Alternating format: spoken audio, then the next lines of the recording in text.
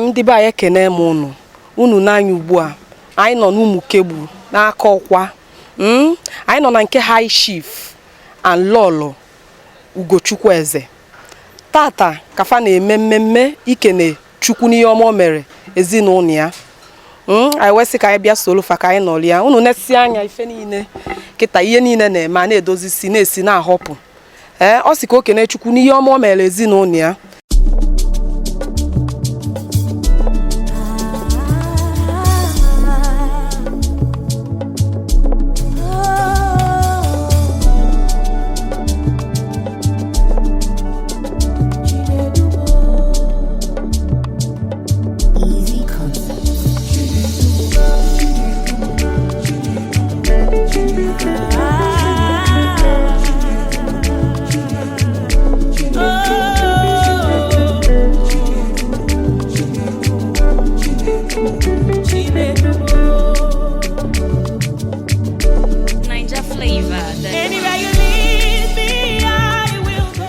Anyị na ya na be anyị tata anyị bụ ndị Ide Atọ TV. Anyị sị ka anyị bịa zonyere ụlọ ụkwụ tata welu na be gị ọtụtụ ife a na-eme ebe niile juru. A na-esi na-ahọpụ a na-ese eticha ife. Onwe na-asị biko nna anyị gị na-emekere na be n'ụbọchị tata. Anyway, taa bụ 30th December 2021. By the grace of God, anyị chalele dị ndụ. Anyị chalele dị ndụ ụbọchị nke taa. Site n'ụbọchị nke mbido ahụ a January till 30th December, ọ bụ nnukwu ihe iji nye Chineke ekele. So n'otu aka ahụ kwa Chukwu mere m ihe ọma. Ọ napụtara m n'ụzọ dị iche iche mana mgbago mana ndịda. Ọ napụtara ya n'ụzọ dị iche iche. So ọ mmasị m ikele ya kasị ekele dike na nke o mere o were mekwa ọzọ. Mmadụ dịkwa ndụ na-abụ ọ nọgide from January ruo ngwụsị afọ o jesi Olise bi n'igwe imene ya nwekwa ike si ya ngwakwa otu ihe na-eme n'oge nke a ewerekwe m ile na-emekwe ma ezinụlọ m afekwe gị n'aka n'afọ nke na-abịa abịa ya nwee ike duo gị maka na ọhịa onye kwetere abịara ya niile ahụ nkwenye mmadụ kwenyere maka na ikikere dị n'ọnụ. And otu anyị na-ekwu n'ụbọchị nke taa wee na-ekele ya na-ayọkwa ya mara ka o weduru anyị wee jebe. Ama m na ọ ga-edukwa anyị n'udo na ọṅụ na-enweghị nsogbu ọbụla. A na m ekelekwe Chukwu isi ezinụlọ m niile site na my wife wee ruo na onye nke njedebe ọ kachasị n'isi nwa m bụ Fechukwu n'isi Maria. Ile anya ị ga-afụ ebe a na-ekpe ekpere dị ebe a anyị kpọrọ ya Our Lady of Perpetual Help Grotto. Ọ ebe a nọ na-ekele Olise. So n'ụbọchị nke taa ana m dedicate this grotto to this my daughter Fechi. Maka na enwere ihe rịba ama Chukwu mere n'isi ya. And as a matter of fact, one of the most thing move room nji atụ mma ụbọchị nke taa. And ana m ekelekwa Chukwu na-ayọkwa ya mara n'isi ndị ga-abịa abịa na nke ha ga-ejikwa ha eji abịa nke ha eji ala ya aka ya mma. Ọ ga-edu ha n'otu n'ofu. Ihe ọjọọ na-eji ha ezu ha. Asị m onye ọrụ ha tukuru asị m ukwu gbakwa eje ebili ọzọ. Ọ ga-adịkwa ha niile mma. Ndụ niile ga-abịa ebe a today ọ ga-adị ha mma na ọ ga-adị ha n'ori ọ ga-adị ha n'afọ ọ ga-adị ha na nkwọ. Onye ọrụ chere echi ọjọọ ya lachiri ha azụ. Ka na asị ndị Igbo sị na ọmụmụ egbu ngwu mmadụ ha dịrị ya nkọ. Asịkwa egbe buru ugobere nke si ibe ebere nkukwa ya n'ike. Eje ha asị nke akwa na isi egosi ebe ọ ga-ebe o wee mere ihe ọjọọ na-aga asị nkukwa ya n'ike kwa ya n'eke kwa ya n'ori kwa ya n'afọ kwa ya na nkwọ. Etu aka ọ dị. Na anyị daalụ ihe niile ikwu tata ihe ọbụla ị na-eme n'ụbọchị tata ekpere anyị nwa bụ ndị Ide Atọ TV bụ na ọ ga-aga na mmazi maka na ọ bụrụkwanụ mmadụ niile ga ọ ga-abụ ịpụta ike na-echukwu n'ihe ọma o mere. Anyị wee na-asị gị daalụ. Obere oge kịta anyị agaba solufa gaba n'ụlọ ụka ebe ha ga-eje tụọrụ Chukwu mma n'ihe ọma o mere n'isi ya n'isi ezinụlọ ya. Ngwa daalụ.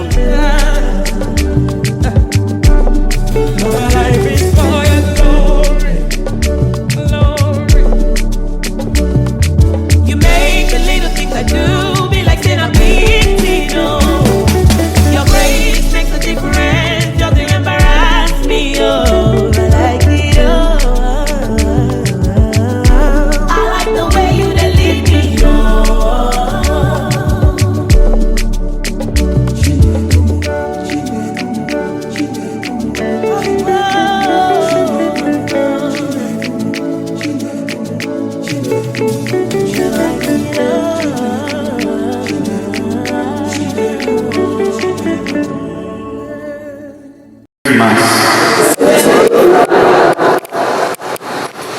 have gathered this morning to give God the glory, to thank the Lord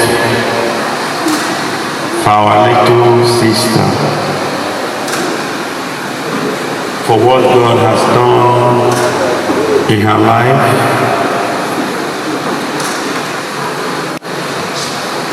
I think I'm right, Ifechi is a married, right? Huh? Okay. So we are thanking God for her. Where is she? We say thank you for healing her. And we say that the Lord who has continuous. Today is the Thanksgiving, so we have to cancel everything to be here. So I want to use this opportunity. Some other priests will come later, but it is a thing of joy. So as we sing very well because the Lord is good for us.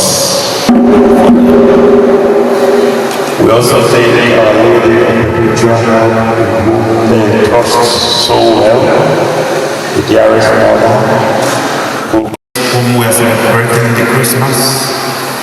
At this time, is the reason for the season. Continue to hear Ifechi is a Maria. And we know he will do it for us. Ugochukwu, and we say, we are saying thank you, Jesus. Thank you, my Lord. We are saying thank you, Jesus. For your kindness and mercy, Lord. Thank you, the family saying thank you.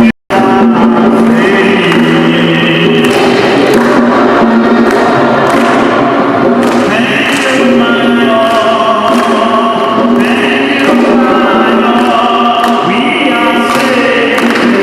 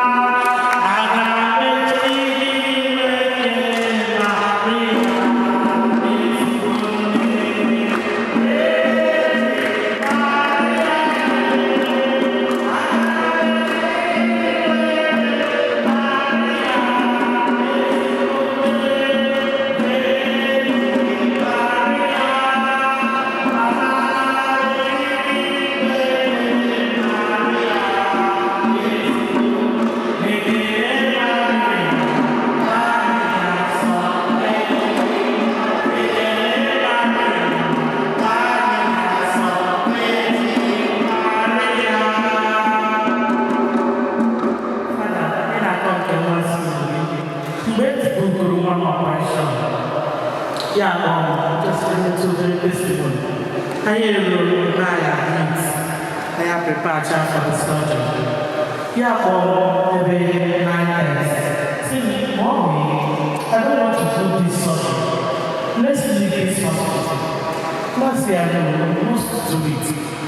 Are you not a child of God? Yes, I am.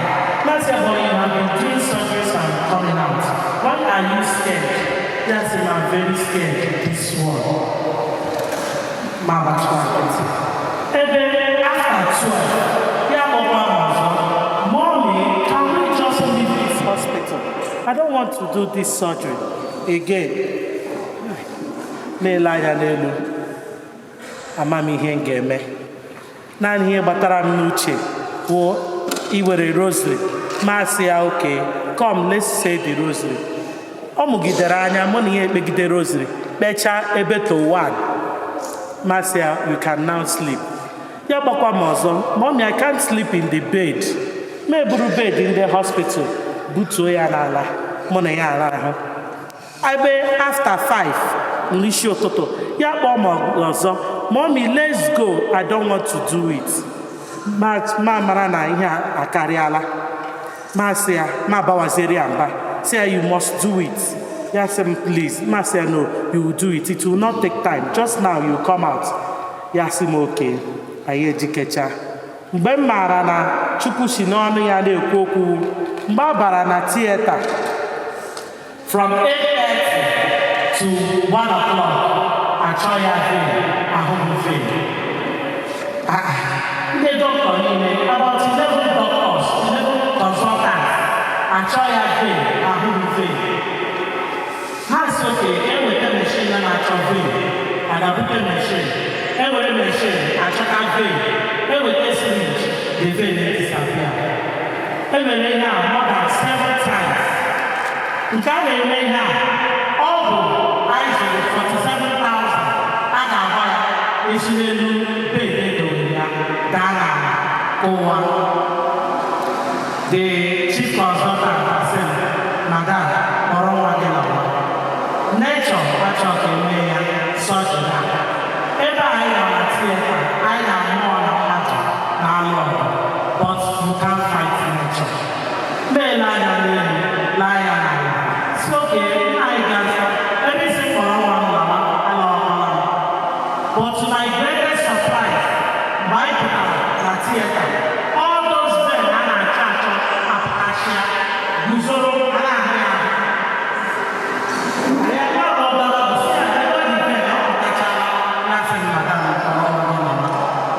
after 2 days, men ever had some surgery. Yaw and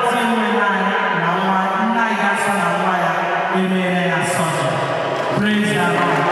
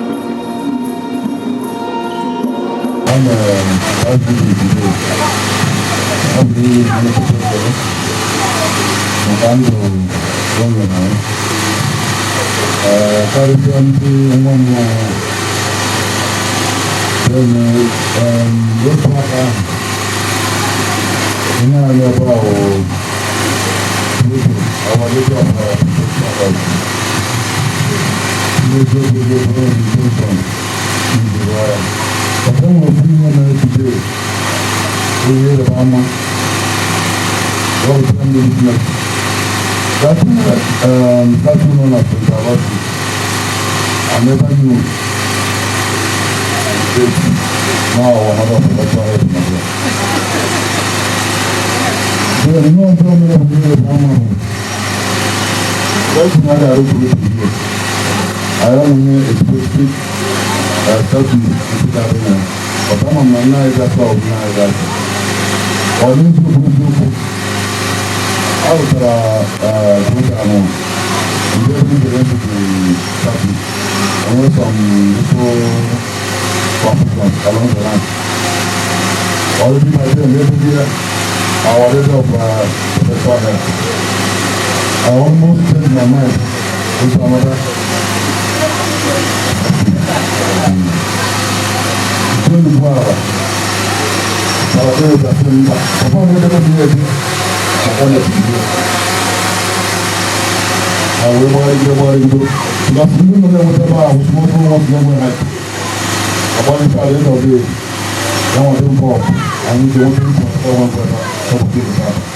Close the rock.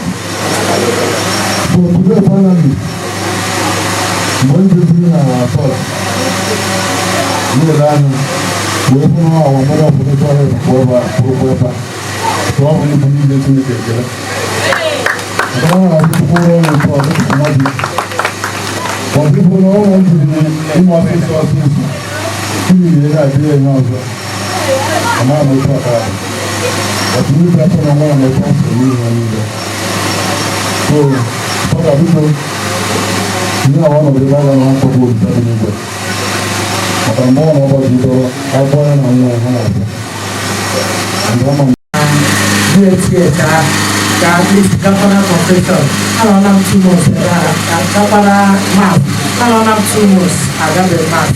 So that day, I don't have a Saturday. Only Saturday, the consultant about Monday, they see surgery. So now I got everything to the surgery now. So then I got in a church. I am in a warm map on that express route. We don't need to motor.